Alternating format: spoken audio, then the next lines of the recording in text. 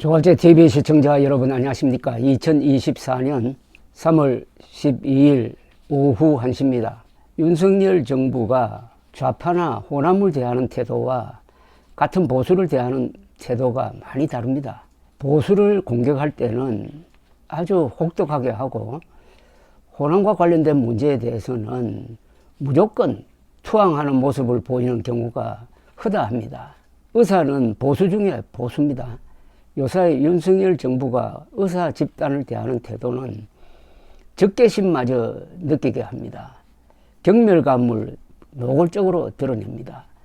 세계 최고의 의료 시스템인 한국의 병원을 윤석열 대통령은 국민의 건강과 생명을 위협하는 존재라고 말하기까지 합니다. 졸지에 세계가 알아주는 의료천국 대한민국이 의료 지옥이 지금 되고 있습니다. 자기 편에 대해서는 이렇게 오만하고 적 또는 상대편에 대해서는 이렇게 허약한 모습을 보이는 사람들이 보수를 지금 참칭하고 있습니다. 전공의의 의료 현장 이탈이 4주째 접어드는 의료 대란 속에서 한덕수 국무총리가 오늘 또 아주 선동적인 이야기를 했습니다.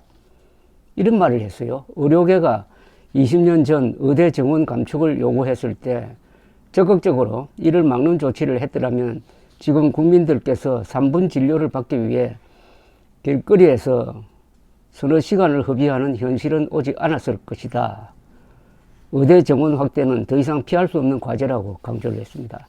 한 총리는 전공의들이 국민과 정부의 간곡한 호소를 외면한 채 불법 집단 행동을 강행하고 있는 것에 대해 매우 유감스럽게 생각한다. 그러나 밤낮을 가리지 않고 의료 현장을 지켜주고 계신 의사 선생님과 간호사 직원 여러분 덕분에 중증 응급 환자 중심의 비상의료 체계는 비교적 질서 있게 유지되고 있다. 그는 또 의료계는 20년 전에도 의사 수는 부족하지 않다며 오히려 의대 정원 감축을 요구했었다.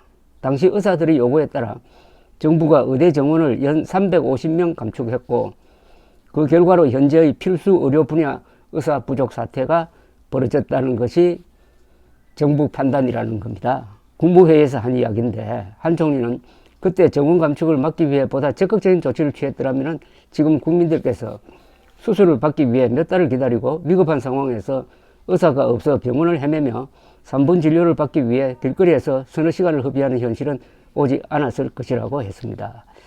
이 말이 문제입니다. 수술을 받기 위해 몇 달을 기다리고 위급한 상황에서 의사가 없어 병원을 헤매며 3분 진료를 받기 위해 길거리에서 서너 시간을 허비하는 현실은 오지 않았을 것이다. 첫째, 수술을 받기 위해 몇 달을 기다리는 건 당연한 것 아닙니까? 몇 년을 기다리는 거는 좀 심하지만은 아니 수술을 내일 일주일 뒤에 바로 받는다? 그럴 수가 있습니까? 아니 수술을 몇 달 뒤에 하는 게 무슨 맹장 수술도 아닐 테고 이게 무슨 문제입니까? 오히려 효율적이라고 봐야죠. 아마 외국 같으면 아마 몇 년 기다려야 될지 모릅니다. 그리고 위급한 상황에서 의사가 없어 병원을 헤매며 이 경우에는 특수한 경우죠. 특수한 일반적인 게 아니죠.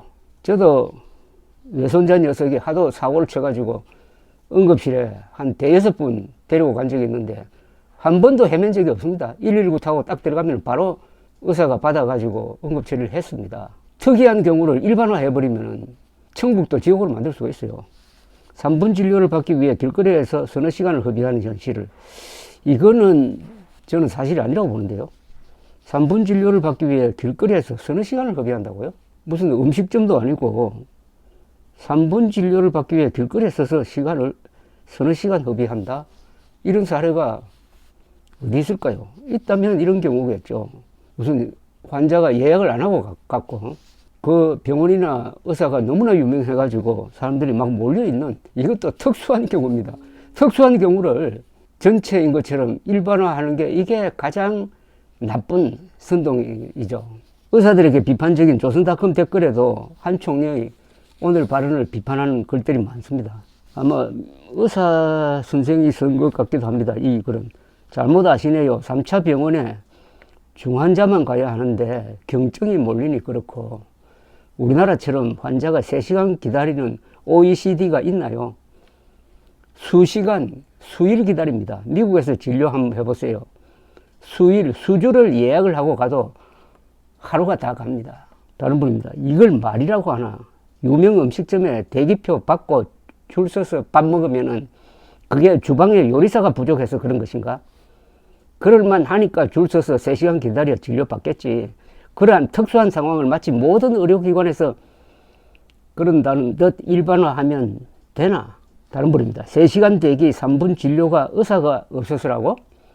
의료 수가가 저렴하니 모든 국민들이 다 서울로 몰리니 그런 게 아니고, 이런 뻔한 거짓말이 어떻게 국민들에게 먹힐까요?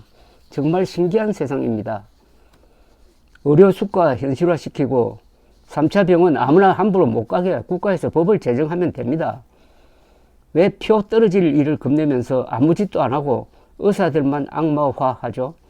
정말 애국심이라고는 하나도 없나요? 국가의 미래는 생각 안 하나요? 그렇게 살다가 떠나면 후손들이 겪을 수많은 고통을 어떻게 할 건가요? 한국의 대표적 엘리트 관료를 향해서 당신 애국심이 있느냐고 묻습니다. 이 관료주의라는 게 무섭습니다. 관료주의에 함몰돼 버리면은 애국심은 온데간데 없어지고 오로지 자신의 안전, 공무원으로서 어떻게 편안하게 살 것이냐, 어떻게 빠져나갈 것이냐, 이런 것만 생각하게 됩니다.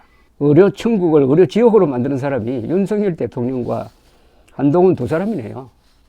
윤석열 대통령은 세계 최고로 평가받고 있는 한국의 종합병원을 국민 건강과 생명을 위협하는 존재로, 또 한 총리는 3분 진료받기 위해서 길거리에서 서너 시간 기다려야 하는 곳이 한국이라고, 이렇게 경쟁적으로 지금 국무총리와 대통령이 의사가 아니라 한국의 의료 시스템을 공격하고 있습니다. 이거는 공정선거의 상징인 중앙선관위를 부정선거의 산실인 것처럼 욕해가지고 한국 민주주의의 국제 신인도를 떨어뜨리는 이 부정선거 음모론자들과 뭐가 다릅니까? 한국의 이 멋진 의료체계는 굳이 따진다면 영혼 있는 관료와 박정희 대통령 같은 위대한 정치인, 그리고 헌신적인 의사들이 만들어내었습니다. 이런 의료체계를 만드는데 윤석열 대통령 숟가락 하나 놓은 적이 있습니까? 손님이 와가지고 잘 차린 밥을 뒤엎고 있는 것 아닐까요? 감사합니다.